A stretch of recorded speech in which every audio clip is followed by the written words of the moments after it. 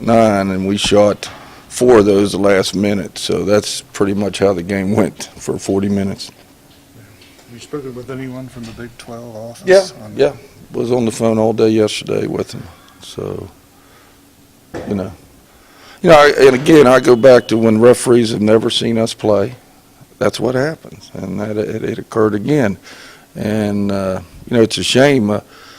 We thought people were getting used to our style a little bit, and we had it going a little bit, and then that happens, and it kind of sets us back again. Now you're going back saying maybe we shouldn't play that way, maybe whatever. But every time we see new referees that haven't seen us and we haven't seen them, things like this have been occurring. You're tending to see a lot of those new referees on the road, aren't you? Well, absolutely. I mean, they're from California, they're from all over, and it's just we play a different style, and if they haven't seen us, and then they're not used to that.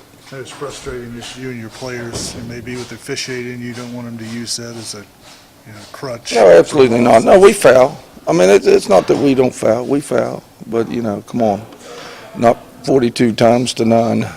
But, it is what it is. So, you really can't say a lot out publicly about it. But, we got to deal with it. Our players got to deal with it. I've got to deal with it. Is there a reasonable expectation that maybe these refs should look at film of you guys before they see you play, just to have an idea? Well, that'd be great if they did, but that doesn't occur. That's not a policy. But that would be something. If they look at all teams, if they've never refereed for them or whatever, that they could go look at film, and maybe that would give them an idea of the style and that type of stuff to anticipate a couple things. But I'm not sitting here saying we didn't foul. We foul some. Hell, everybody fouls. But, I just don't think we foul that much more than the other team to be that lopsided a little bit. You said you were on the phone with the Big 12. Were they saying, yeah, Mike, whatever, or were they receptive to what you were talking to them about? First time in 28 years I've sent clips to an office. So this is about the second or third time I've done that. So, we'll see. We'll see. The referees, I don't think, they're calling as best they can, I guess. But, we just get frustrated a little bit, the way it's done. In the first Kansas game, similar situation. They went to the line 34 times. Fouls, driving you.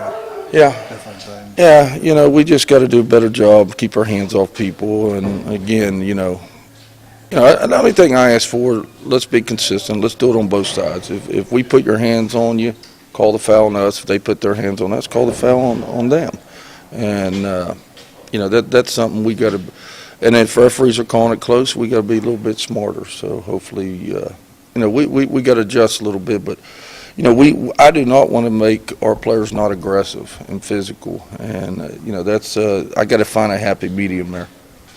You said going into Texas Tech that legs were dead. How was practice yesterday?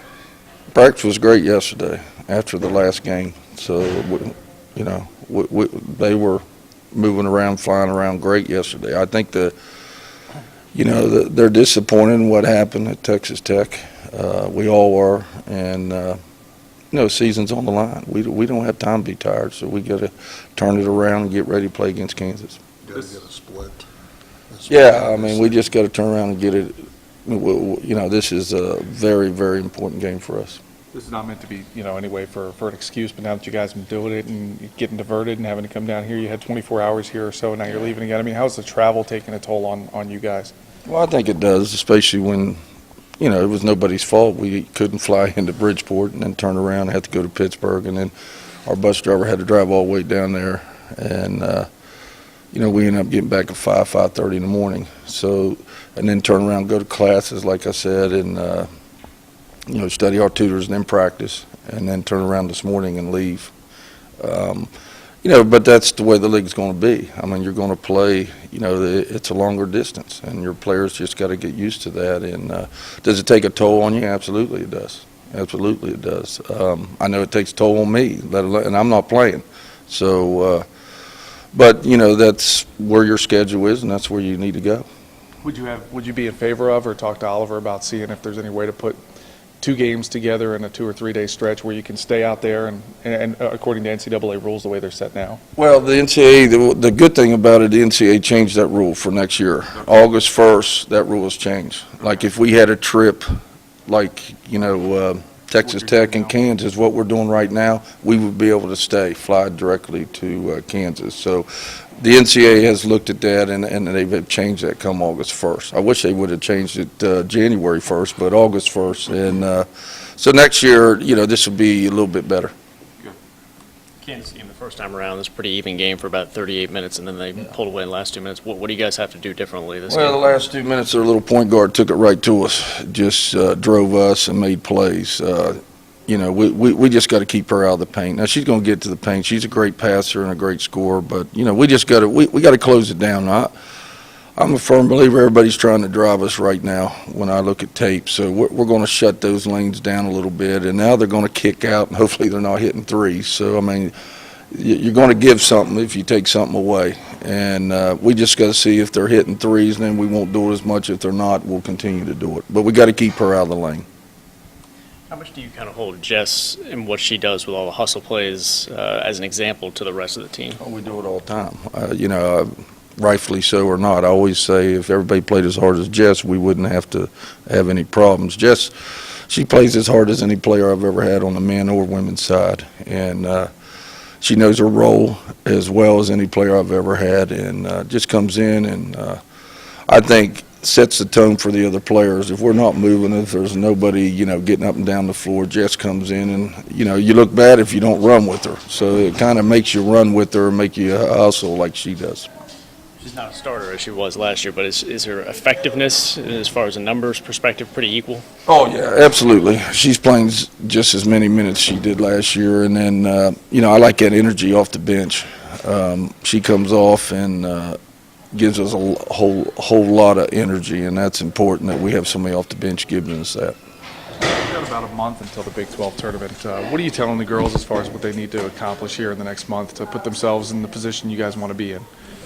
Well, I told them starting out, we had 9 league games left.